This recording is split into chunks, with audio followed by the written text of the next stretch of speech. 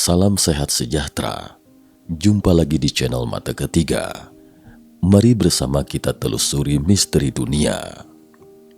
Kali ini kita akan membahas sebuah topik lama, tapi menarik untuk ditelusuri. Pada awal tahun 2004, beberapa ilmuwan Indonesia menemukan 7 fosil manusia dewasa di Gua Liang Bua, Flores. Namun anehnya, panjang fosil tersebut kurang dari 1 meter. Setelah diteliti lebih lanjut, ilmuwan menarik kesimpulan yang menakjubkan bahwa fosil-fosil tersebut adalah jenis manusia modern yang belum ditemukan. Usianya diperkirakan 50.000 tahun.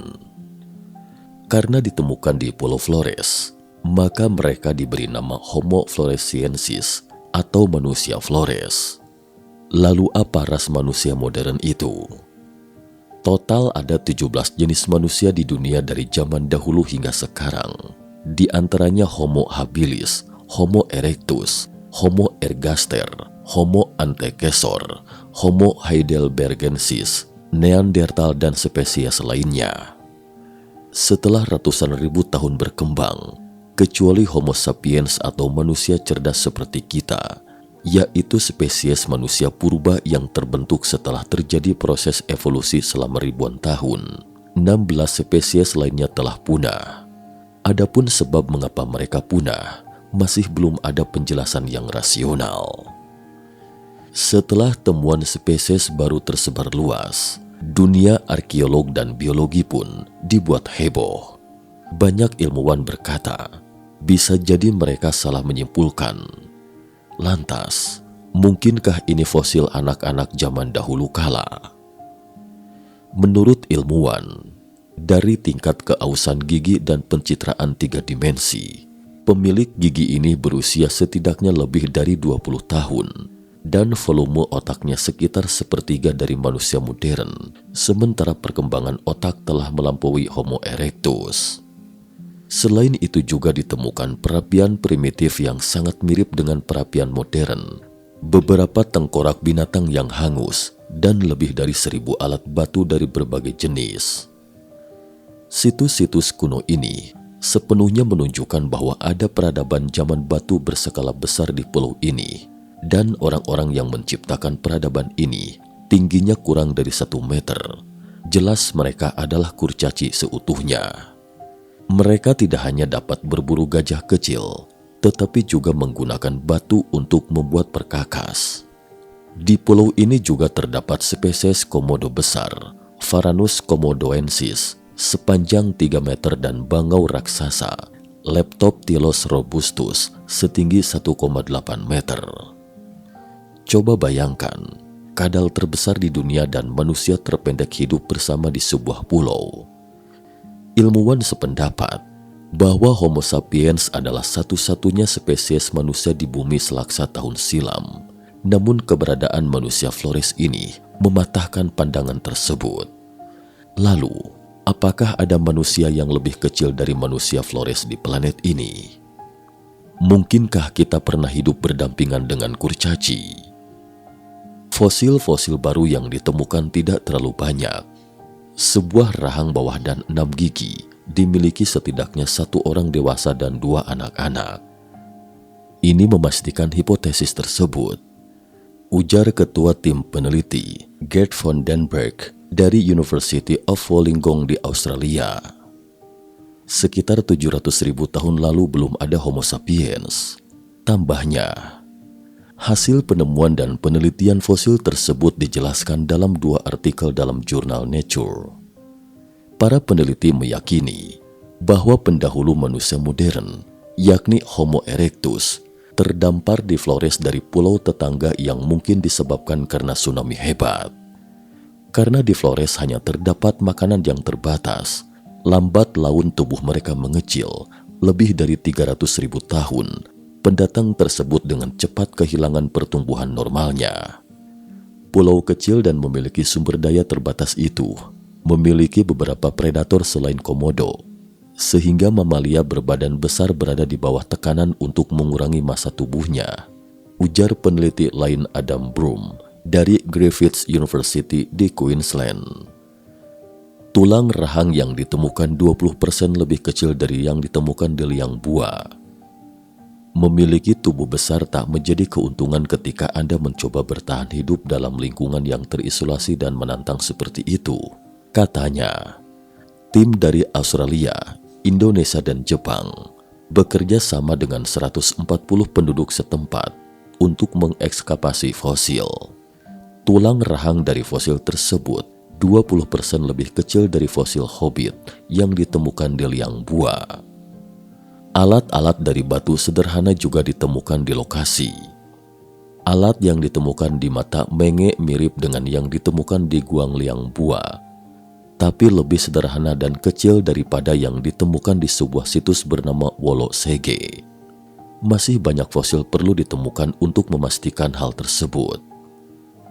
Para peneliti ingin menemukan tulang panjang di mata Menge yang membuktikan bahwa lokasi tersebut memang pernah dihuni manusia kerdil. Di lokasi lain di pulau tersebut, penelitian masih terus dilanjutkan untuk mengetahui kedatangan manusia pertama di Flores yang sulit dipahami. Mereka menduga mungkin saja ditemukan Homo erectus berukuran normal atau mungkin nenek moyang dengan ukuran lebih kecil. Seorang ahli antropologi evolusi di Florida State University, Dean Fark, mengatakan bahwa fosil baru akan membantu meyakinkan semua orang yang meragukan bahwa Homo floresiensis merupakan spesies yang sah. Fark mengatakan, fosil berusia 700.000 tahun dan memiliki ukuran yang sama dengan fosil di liang buah sangat menarik perhatiannya. Kita bisa mengesampingkan kemungkinan bahwa Homo erectus dan Homo floresiensis memiliki nenek moyang sama, yakni hominini bertubuh dan berotak kecil, katanya. Pada 2003, jejak keberadaan manusia kurcaci ditemukan oleh sekelompok peneliti dari Pusat Penelitian Arkeologi Nasional Indonesia. Mereka menemukan kerangka hampir lengkap dari seorang wanita dewasa setinggi sekitar 1 meter dengan bobot hanya 30 kg di sebuah gua batu kapur besar di Flores. Wanita yang diperkirakan meninggal 18.000 tahun lalu itu dikenal sebagai hobbit dan digambarkan oleh National Geographic sebagai manusia paling ekstrim yang pernah ditemukan. Bersama dengan kerangka itu ditemukan tulang-tulang gajah kerdil, komodo, dan tikus raksasa. Kerangka wanita itu berbeda dari Homo sapiens karena dia memiliki panggul yang lebar dan bahu yang bungkuk. Meski demikian, tidak diketahui kapan spesies Homo floresiensis dengan tengkorak seukuran jeruk bali itu punah. Manusia purba Homo floresiensis disebut berkemungkinan masih hidup di Indonesia. Klaim ini ditulis antropolog Gregory Ford, pensiunan University of Alberta, Kanada.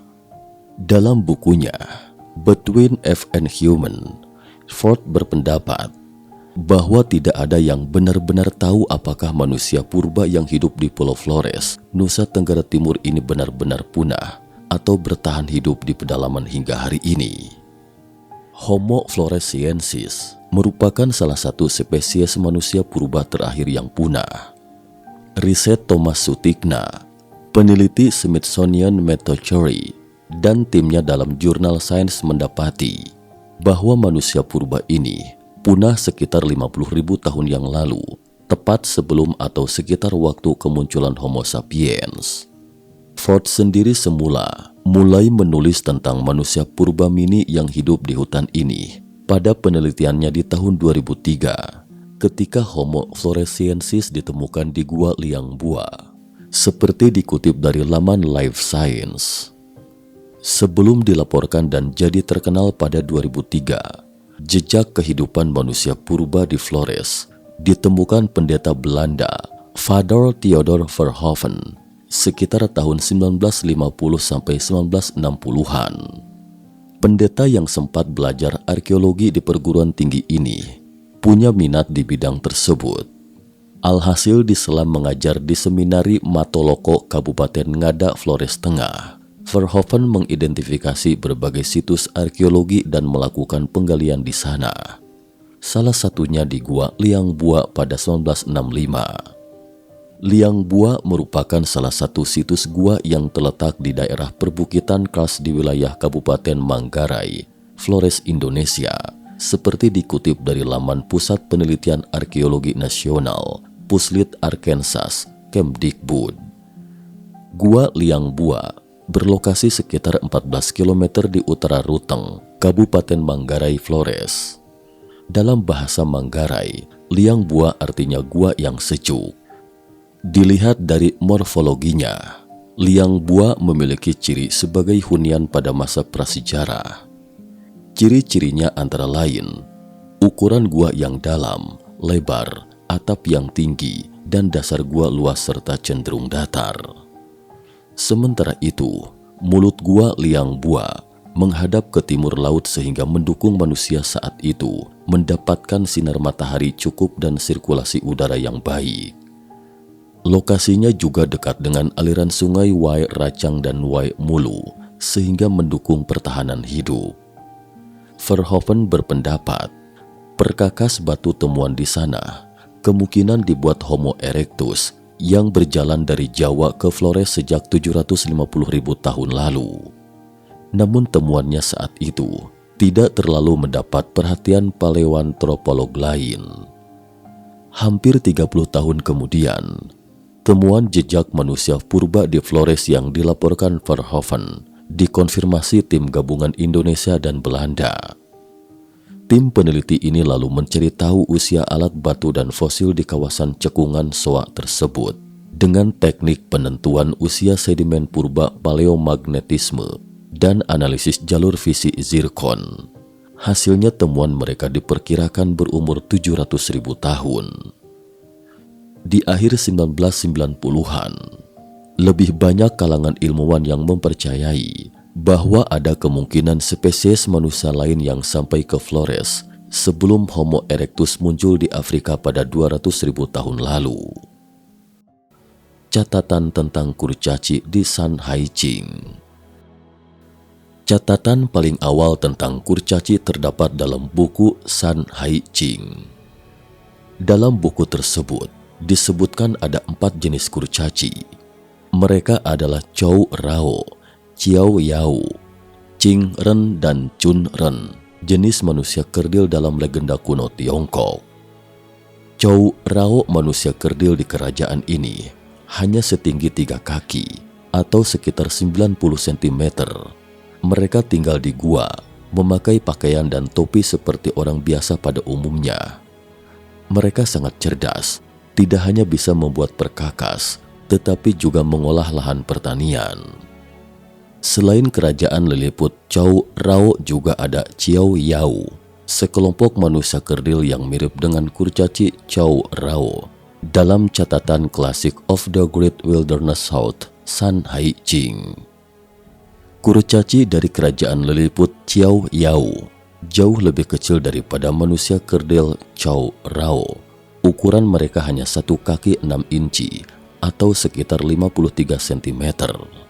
Sementara 2 negeri Lilliput lainnya tercatat dalam buku Classic of the Great Wilderness is San Hai Ching, yaitu Ching Ren dan Chun Ren, jenis manusia kerdil dalam legenda kuno Tiongkok.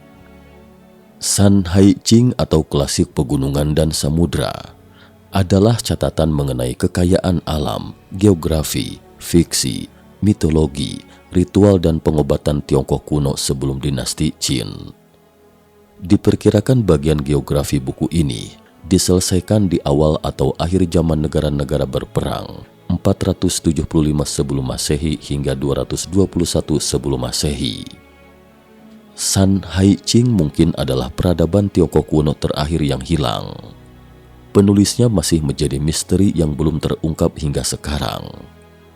Mungkin memang ada banyak manusia kerdil atau kurcaci di zaman kuno. Lantas, apakah ada catatan tentang kurcaci dari negara lain? Manusia kerdil juga disebut kurcaci dalam mitologi Nordik. Mereka tinggal di pegunungan atau lorong bawah tanah. Mereka sangat suka menggunakan batu untuk mengekstrak emas dan memiliki teknik seni yang luar biasa. Adapun sumber dari mitologi timur dan barat ini bahkan dapat ditelusuri kembali ke masa sebelum munculnya tulisan. Saat itu, gambar kurcaci sudah ada di pahatan batu dan tanah liat kuno Mesir, India, Tiongkok, dan peradaban Maya. Hanya saja pada saat itu, informasinya tertutup. Jadi mungkinkah catatan tentang kurcaci ini hanya kebetulan? Faktanya, mitos yang diturunkan dari generasi ke generasi oleh orang dahulu kala memiliki purwarupa di baliknya. Misalnya kota Troy dalam mitologi Yunani.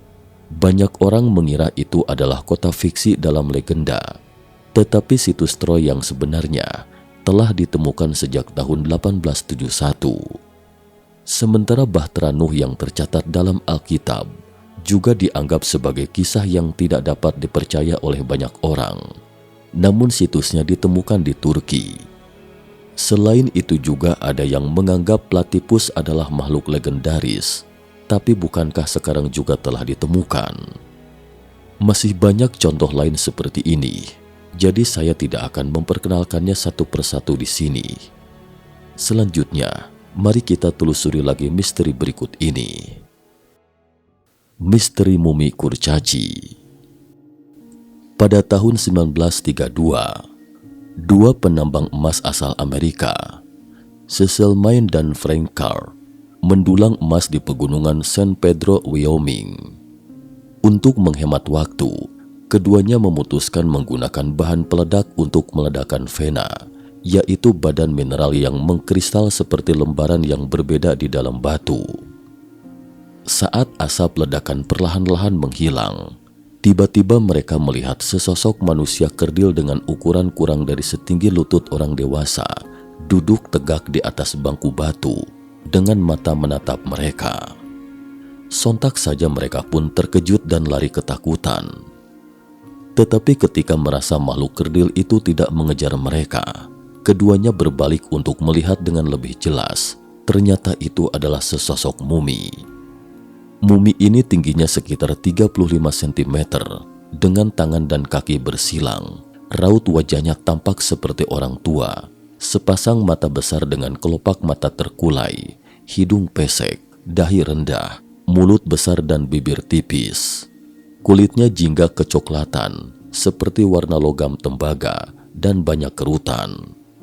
Dibandingkan dengan bagian anggota tubuh lainnya, tangan kurcaci ini besar dan memiliki jari tangan yang sangat panjang.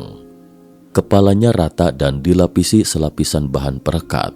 Sekilas tampak sudah sangat tua usianya, tapi kukunya terawat utuh. Konon temuan mumi itu sempat membuat heboh publik. Mereka ingin melihat langsung mumi pegunungan San Pedro ini.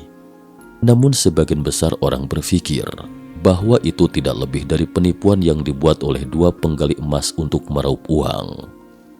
Antropolog Amerika, Dr. Henry Shapiro, melakukan tes menyeluruh pada mumi Pedro dengan maksud ingin membuktikan bahwa itu adalah tipuan. Namun dari analisis sinar X ditemukan ada kerangka yang hampir sama dengan sosok manusia di dalam mumi Pedro. Tulang belakang Pedro mengalami luka serius, tulang selangkangnya patah, dan tengkoraknya hancur karena pukulan benda keras.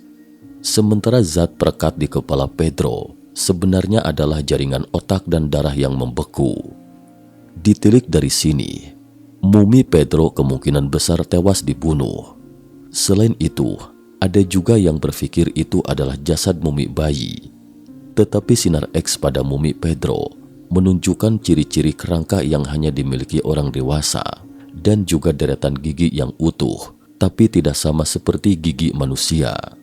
Gigi mumi Pedro sangat tajam, sementara bayi pada umumnya belum ditumbuhi gigi.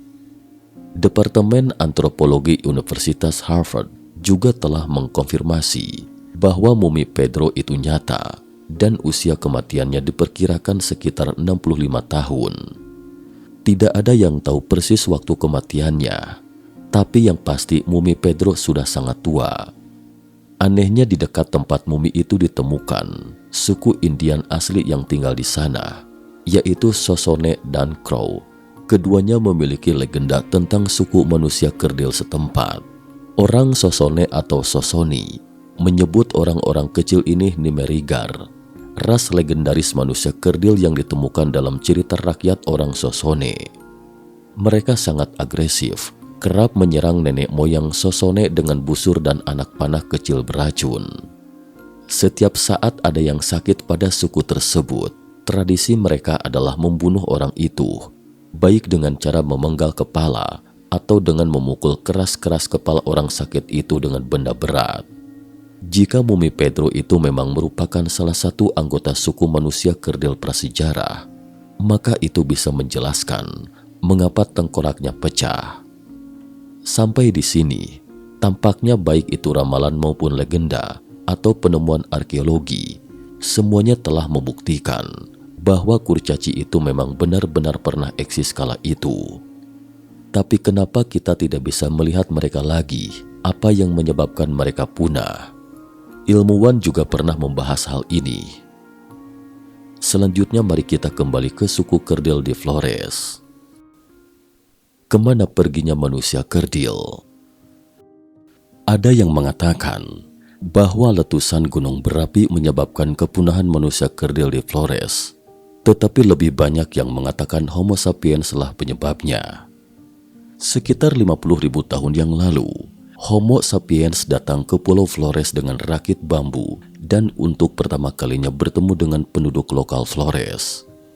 Meskipun sama-sama manusia, namun Homo sapiens yang beringas tidak menunjukkan belas kasih kepada manusia Flores. Homo sapiens dengan kecerdasan dan kekuatan fisik yang lebih unggul menindas mereka, kemudian menghabisi mereka hingga punah. Tentu saja, banyak juga yang tidak percaya manusia Flores punah dengan cara brutal seperti itu. Ada rumor yang mengatakan bahwa manusia kerdil di Pulau Flores masih eksis sampai sekarang, hanya saja mereka tidak mau menampakkan diri. Sama seperti manusia penghuni di pusat bumi, orang-orang Atlantis dan suku Hopi yang kini telah menjadi eksistensi yang misterius. Faktanya, banyak hal di bumi yang tidak dapat dijelaskan secara sains. Dalam perkembangan panjang umat manusia, banyak hal yang nyata telah hilang.